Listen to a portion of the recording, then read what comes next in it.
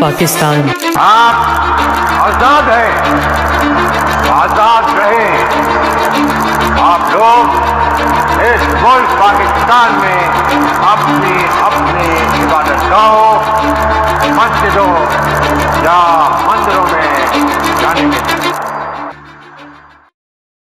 1947 کا سال تھا. ایک ماں اپنے چھوٹے سے بچے کو کاندھوں پر اٹھائے لاکھوں لوگوں کے بیچ چل رہی تھی، لیکن اس کے دل میں ایک امید تھی، امید کہ وہ ایک ایسی زمین پر پہنچے گی جہاں ان کا اپنا گھر ہوگا، جہاں عزت ہوگی، سکون ہوگا اور ایک بہترین زندگی کا آغاز ہوگا. جب اس نے بارڈر پر پاکستان کا جھنڈا دیکھا اس کے آنسوؤں میں خوشی تھی. اس نے اپنے بچے کے سرہانے ہاتھ رکھا اور کہا، یہ ملک تمہارے لیے ہے، تم اس کو سنبھالنا. لیکن آج وہ بچہ جو اب بوڑھا ہو چکا ہے اپنے ملک کو پہچان نہیں سکتا. وہ اکثر سوچتا ہے، کیا یہ وہی پاکستان ہے جس کا سپنا میرے ماں باپ نے دیکھا تھا؟ آخر کیا ہوا اس سپنے کا؟ کیا وہ امید جو 1947 میں جھنڈے کے نیچے زندہ تھی آج کھو چکی ہے؟ یہ کہانی ہے اس ماں کے سپنے کی اور اس ملک کی جو کبھی دنیا کے لیے ایک مثال تھا. جب پاکستان 1947 میں آزاد ہوا یہ ایک نئی صبح کا آغاز تھا. ایک ملک جو لوگوں کی خود مختاری، انصاف اور بہترین مستقبل کا سپنا تھا. لیکن وقت کے ساتھ ساتھ وہ سپنا ٹوٹتا گیا. 1947 میں لوگ صرف ایک مقصد کے لیے اکٹھے تھے، اپنی زمین اور اپنی پہچان. ہر کوئی ایک ہی نعرہ لگاتا تھا، پاکستان کا مطلب کیا؟ لا الہ الا اللہ. لیکن آج وہ ایکتا اور جذبہ کہیں کھو گیا ہے. اب ہم صرف مذہبی، علاقائی اور سیاسی فرقوں میں بکھرے ہوئے ہیں. آزادی کے بعد تعلیم کو ترجیح دی گئی تھی، یونیورسٹیز اور اسکولز کا اقدام کیا گیا تھا. لیکن آج تعلیم کا نظام صرف غریب اور امیر کے درمیان فرق بن رہا ہے. پبلک اسکولز کی حالت ناقابل برداشت ہے. سٹارٹ میں نے آپ کو ایک ماں کی کہانی سنائی جو آزادی کے وقت اپنے بچے کو کاندھوں پر بٹھا کر پاکستان آئی، یہ امید لے کر جو ان کا اپنا گھر ہوگا، جہاں عزت ہوگی، سکون ہوگا اور ایک بہترین زندگی کا آغاز ہوگا. لیکن ایسا نہیں ہوا. اس کی امید اور وہ سپنے جو اس نے اس پاک سر زمین پر دیکھے تھے وہ سب ٹوٹ گئے. جن مشکلات کا سامنا آج پاکستان کر رہا ہے اس کی شروعات کیسے ہوئی، کب ہوئی، کس نے کی اور کیوں ہوئی، آج کی اس ڈاکیومنٹری میں اسے ڈیٹیل میں سمجھتے ہیں.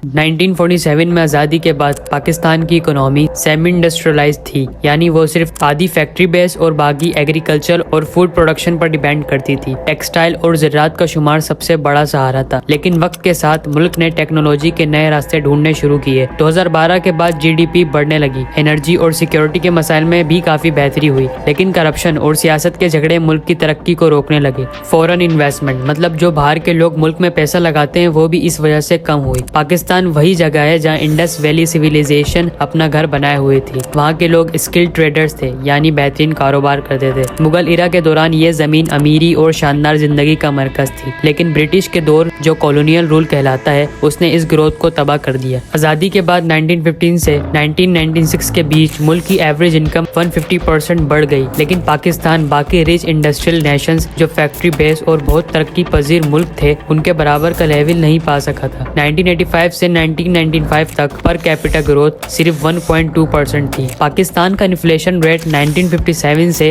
2015 تک ایوریج 8% رہا. لیکن دسمبر 1973 میں یہ 37.81% تک پہنچ گیا، یعنی چیزیں بہت مہنگی ہو گئی تھی. فیبروری 1959 میں یہ -10.32% تک گر گیا، یعنی کچھ چیزیں سستی ہو گئی تھی. پاکستان کی ہسٹری میں GDP صرف ایک دفعہ گر گئی تھی جو 1951-1952 کے بیچ میں ہوا. پھر بھی جنگوں، پولیٹیکل چینجز اور ملٹری ریجائمز کے باوجود پاکستان نے اپنی اکنامی کے فنکشنل کو بنائے رکھا. 1960s کا دور ایک گولڈن ایرا تھا. دنیا پاکستان کو اکنامک ڈیولپمنٹ کا ماڈل سمجھتی تھی. ساؤتھ کوریا نے پاکستان کے 5 ایئر پلان کو فالو کیا اور اپنے ملک میں امپلیمنٹ کیا. لیکن یہ گولڈن دور زیادہ دیر نہیں چلا. 1990s کے دوران ملک کا اینوئل گروتھ ریٹ 4.6% تک گر گیا اور آخر کے سالوں میں یہ اور بھی کم ہو گیا. اس وقت پولیٹیکل انسٹیبلٹی اور میکرو اکنامک پرابلمز جو بڑے لیول کے پیسے کے ایشوز ہیں بڑھ رہے تھے. 1951 کے فلڈز نے ملک کے اکنومی کو جھٹکا دیا. ایسٹ اور ویسٹ پاکستان کے درمیان ڈیولپمنٹ کا فرق بھی بڑھنے لگا. لیکن ان سب چیلنجز کے باوجود پاکستان کا اکنامک گروتھ ریٹ دنیا کے ایوریج گروتھ سے زیادہ تھا. 27 اکتوبر 1958 کو جب ایوب خان نے اپنا حکومت کا سفر شروع کیا تو پاکستان کی اکنومی ایک نئے دور کی طرف بڑھ رہی تھی. اس وقت پاکستان کی اکنومی میں 5.82% کی گروتھ تھی جو ایک امپریسو ریٹ تھا. مینوفیکچرنگ سیکٹر میں بھی تیزی سے ترقی ہو رہی تھی اور یہ گروتھ 8.51% تک پہنچ گئی جو پاکستان کی ہسٹری میں سب سے زیادہ تھی. ایوب خان نے نئے پروجیکٹ شروع کیے جیسے تربیلا ڈیم، بینگلا ڈیم اور نئے پاور اسٹیشنز بنائے اور ساتھ ہی پاکستان کا اپنا اسپیس پروگرام بھی لانچ کیا گیا. ان کی پالیسیز نے صرف مینوفیکچرنگ کو ہی نہیں بلکہ ایگریکلچر سیکٹر کو بھی بڑھاوا دیا. لینڈ ریفارمز کیے گئے، ہولڈنگ کو کنسولیڈیٹ کیا گیا اور ہارڈنگ کے خلاف اسٹرکٹ میجر لیے گئے. اس کے علاوہ رورل کریڈٹ پروگرامز اور گرین ریولوشن کے انیشیٹیوز بھی لیے گئے. Tax collection G D P کا صرف 10% سے کم تھا لیکن ایکسپورٹ بونس، واؤچرز اور ٹیکس انسینٹیوز کے نئے انڈسٹریل انٹرپرینورز اور ایکسپورٹرز کو پروموٹ کیا گیا. لیکن ایک ڈارک سائڈ بھی تھا، ہائی ییلڈنگ ویرائٹی. ٹیکنالوجی نے ایگریکلچر گروتھ کو تیزی سے بڑھایا لیکن اس کے ساتھ ساتھ سوشل پولرائزیشن اور ان ایکویلٹی بھی بڑھ گئی تھی. محبوب الحق نے ملک کے صرف 22 فیملیز کے ہاتھ میں اکنومی ہونے پر شکایت کی تھی جو 66% انڈسٹریل ایسسٹ اور 87% بینکنگ کو کنٹرول کر رہی تھی. پھر 1959 میں پاکستان نے اپنی کیپٹل سٹی اسلام آباد کی کنسٹرکشن شروع کی. یہ ایک نیا اور ماڈرن شہر بننے والا تھا جس کا ماسٹر پلان گریک آرکیٹیکٹ کانسٹینٹینیس ایپوسٹولس ڈوکسیاڈس نے ڈیزائن کیا تھا. شہر کا ڈیزائن ٹرائنگولر گرڈ پر مبنی تھا جس میں مرگلا ہلز کی طرف ایپیکس تھا. یہ شہر اپنی خوبصورتی اور ماڈرنٹی کی وجہ سے دنیا بھر میں مشہور ہوا. لیکن پاکستان کی کہانی میں ایک ٹویسٹ آتا ہے. 1947 میں پارٹیشن کے بعد ملک کی اکنومی کو کافی چیلنجز کا سامنا کرنا پڑا. زیادہ تر فوکس انڈسٹریلائزیشن پر تھا لیکن ایسٹ پاکستان کو اس کا حق نہیں مل سکا اور وہ امپورٹس پر ڈیپینڈ کرتا گیا. یہ امبیلنس آگے چل کر اکنامک مس مینجمنٹ کی وجہ بن گیا. 1970s میں پاکستان کی اکنومی کو بہت بڑے چیلنجز کا سامنا کرنا پڑا. پبلک ڈیپٹ بڑھ گیا اور گروتھ سلو ہو گئی. 1965 اور 1971 میں دو جنگوں کی وجہ سے اکنومی کو اور زیادہ نقصان پہنچا. بھٹو کے دور میں سوشلسٹ پالیسیز کو امپلیمنٹ کیا گیا لیکن ان پالیسیز کے باوجود اکنامک گروتھ سلو ہوئی اور انکم ان ایکویلٹی بڑھ گئی. پھر 1999 میں پرویز مشرف کا ملٹری کوپ آتا ہے اور وہ اپنی اکنامک ریفارمز کے ساتھ ملک کو نئے دور کی طرف لے جانے کی کوشش کرتے ہیں. ان کے دور میں گروتھ ایکسیلریٹ ہوئی اور ریزرورز بھی بڑھ گئے. لیکن 2008 میں مشرف کے ریزائن ہونے کے بعد پی پی پی کی گورنمنٹ آئی لیکن کرپشن اور وائلنس کی وجہ سے ملک اسٹیگفلیشن کی طرف چلا گیا. گروتھ ریٹ 8.96% سے گر کر 2% ہو گئی.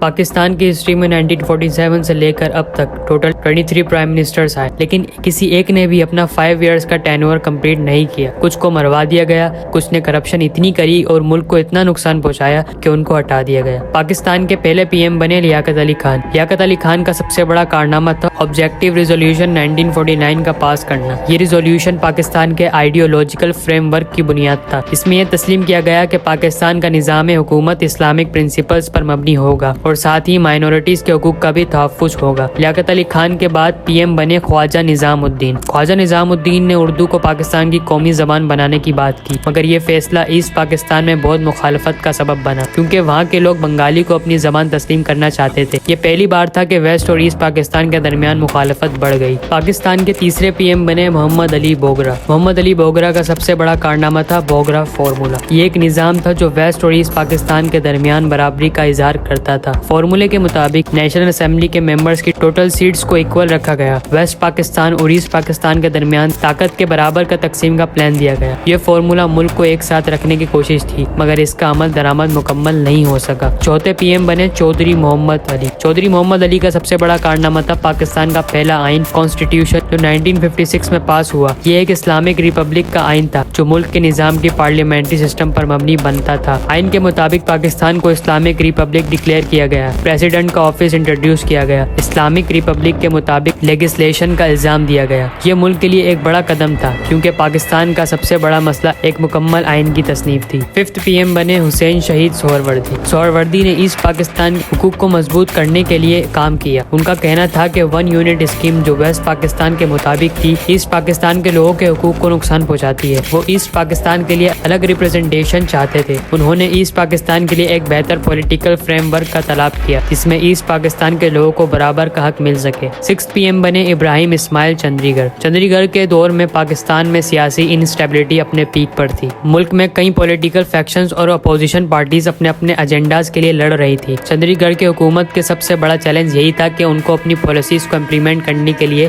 زیادہ سپورٹ نہیں مل رہی تھی۔ انہوں نے گورنمنٹ ریفارمز کا پلان بنایا مگر ملک کے اندر کے پولیٹیکل پریشرز اور اپوزیشن کی وجہ سے ان ریفارمز کو عمل میں لانا مشکل ہو گیا۔ 7th PM بنے فیروز خان نون۔ فیروز خان نون نے اپنی حکومت نے ملک کے اکنامک سیکٹر کو بہتر کرنے کی کوشش کی۔ انہوں نے انڈسٹریلائزیشن کو پروموٹ کیا اور انفراسٹرکچر پروجیکٹس پر فوکس کیا۔ ان کا گول تھا کہ پاکستان کو ایک سیلف سفیشینٹ اکنامی بنایا جائے، اس لیے انہوں نے فورن انویسٹمنٹ کو انکوریج کرنے کے لیے پالیسیز بنائی اور ٹریڈ اور کامرس کو بوسٹ کرنے کی کوشش کی۔ 8th PM بنے نور الامین۔ نور الامین نے اپنی حکومت کے دوران 1971 کی وار اور بنگلہ دیش کے انڈیپینڈنس موومنٹ کے دوران ملک کی سچویشن کو ہینڈل کرنے کی کوشش کی۔ ان کا دور پاکستان کے پولیٹیکل انسٹیبلٹی اور ملٹری ڈیفیٹ کے دور میں تھا جب ایسٹ پاکستان کی انڈیپینڈنس کے لیے لڑائی اپنے کلائمیکس پر تھی۔ 9th PM بنے ذوالفقار علی بھٹو۔ ذوالفقار علی بھٹو نے پاکستان کے نیوکلیئر پروگرام کو پروموٹ کیا۔ انہوں نے پاکستان کو نیوکلیئر ویپنز کے لیے ٹیکنالوجی اور ریسورسز اکٹھا کرنے کی کوشش کی۔ ان کا فیمس کوٹ ہے "We will eat grass even go hungry, but we will get one of the most advanced nuclear bomb in the world." Bhutto کی لیڈرشپ میں پاکستان ایٹامک انرجی کمیشن کو سپورٹ ملا اور پاکستان نے اپنا نیوکلیئر پروگرام میں کافی ترقی کی۔ 10th PM بنے محمد خان جنیجو۔ 11th PM بنی بے نظیر بھٹو۔ 12th PM بنے نواز شریف۔ 13th PM بنی بے نظیر بھٹو۔ 14th PM بنے نواز شریف۔ 15th PM بنے ظفر اللہ خان جمالی۔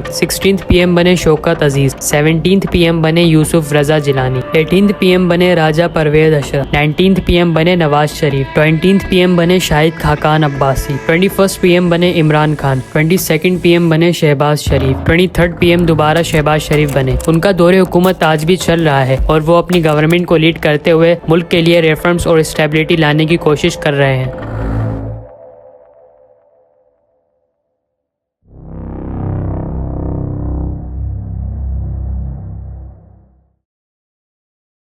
پاکستان کا ایکسٹرنل ڈیپٹ سپٹمبر 2024 میں $133.5 بلین تھا۔ یہ پچھلے کوارٹر کے $131 بلین کے کمپیریزن میں اور بڑھ گیا۔ یہ ڈیٹا کوارٹرلی اپڈیٹ ہوتا ہے اور جون 2006 سے سپٹمبر 2024 تک اویلیبل ہے۔ انٹرسٹنگ بات یہ ہے کہ جون 2006 میں یہ ڈیپٹ صرف $37.2 بلین تھا جو اب کے مقابلے میں ایک ریکارڈ لو تھا۔ Let me tell you one more thing, June 2024 میں پاکستان کا current account deficit $62 million record کیا گیا، لیکن ایک اچھی خبر یہ ہے کہ فورن ڈائریکٹ انویسٹمنٹ سپٹمبر 2024 میں $385.1 ملین تک بڑھ گئی۔ ساتھ ہی پاکستان کی ڈائریکٹ انویسٹمنٹ ابروڈ بھی $1 ملین سے ایکسپینڈ ہوئی اور فورن پورٹ فولیو انویسٹمنٹ میں بھی $133 ملین کا اضافہ دیکھنے کو ملا۔ جون 2023 تک ملک کا نارمل GDP $341.3 بلین رپورٹ کیا گیا تھا۔ پاکستان ایک ملک تھا جو امید اور عزم کی مثال تھا، لیکن آج وہی ملک مشکلوں کا شکار ہے۔ لیکن ہم اگر ایک بار پھر وہی جذبہ اور ایکتا لے آئیں جو آزادی کے وقت تھا تو کوئی وجہ نہیں کہ ہم اپنی کھوئی ہوئی عزت اور مقام دوبارہ حاصل نہ کر سکیں۔ یہ وقت ہے جاگنے کا، اپنے ملک کے لیے کچھ کرنے کا۔ آئیں مل کر اس کہانی کا اگلا چیپٹر لکھیں، ایک چیپٹر جو صرف چیلنجز نہیں، کامیابی اور امید سے بھرا ہو۔ یہ پاکستان ہے اور یہ ہم سب کا ہے۔ مل کر اسے وہ بنائیں جو قائد کا خواب تھا، ایک روشن اور خود مختار پاکستان۔